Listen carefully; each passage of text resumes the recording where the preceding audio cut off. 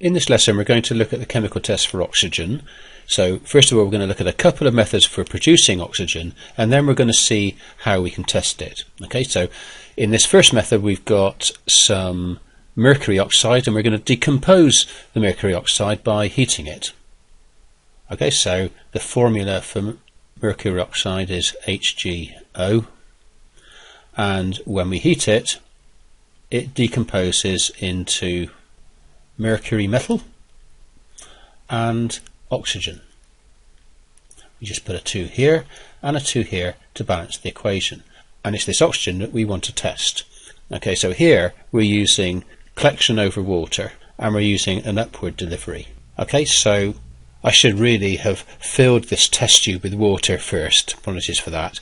So what's happening is, as we heat the mercury oxide, is oxygen is going to be liberated. It passes down the delivery tube up, and it will gradually fill that test tube and pushing the water out of the test tube. Okay, like that. And once the test tube is emptied, we can then test the gas inside. Okay, we know it's oxygen, but we're going to test it anyway, and to do that we're going to use the Smoldering Splint method. Alright, so this is the classic test for oxygen. Let's just write that, and these are the terms you've got to remember. Smoldering splint. Splint is another word for a thin piece of wood. Right, smoldering splint. Okay, so what we've done is we've lit this splint and then we've blown it out again. So, you know, it's just smouldering. It's not, there's no flame, but it's, you can just see the embers there. And if you take that splint now and put it into an oxygen-rich environment, such as this test tube, for example, then what will happen is the smouldering splint will then reignite. Okay, and that tells us that there is definitely oxygen present in this test tube. Okay, so what you need to remember is the Smoldering Splint method. A quick look at another method of producing oxygen. Okay, this is the classic demonstration method where you've got dilute hydrogen peroxide. That's H2O2, which will on its own over time slowly decompose into water and oxygen gas.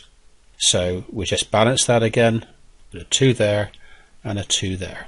Okay, that will happen slowly, but what we're going to use is we're going to speed up this reaction by using a catalyst called manganese dioxide, which is a black powder used in the pottery trade, and you just put a small amount of manganese dioxide into this hydrogen peroxide solution, and it will make this decomposition reaction go a lot quicker. So very quickly the gas jar will fill up with oxygen. And again, as with the previous demonstration, we test the presence of the oxygen using the Smoldering Splint method. Place that in the gas jar and the splint reignites again.